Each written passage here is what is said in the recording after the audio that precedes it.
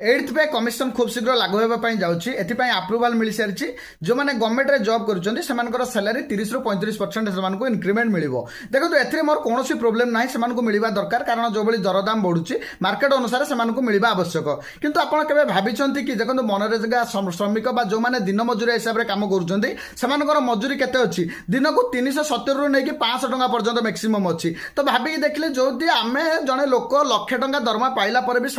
चलवे problem से जगह जड़े 9,000 7,000 15,000 टका दरमा पाई केमी चलिए से तो घर संसार अच्छी से पिला छुआ अच्छी से पिला छुआ पाठ पढ़े से तो जीवन शैली किसी अच्छी ना ना मैंने गरीब मैंने से रे सेमती किसी तो नियम ना ना तो से भी तो उठार मौका मिलवा दरकार देखो बर्तमान जदि आम मनरेगा श्रमिक मान मजूरी देखा 370 ରୁ ନେଇକି बर्तमान 400 ଟଙ୍କା पर्यंत अच्छी देखो से मासिक जदि मासिक भी 30 दिन कम करुच्ची ना मैक्सिमम 9,000 ଟଙ୍କା 10,000 ଟଙ୍କା तार हो मासिक तो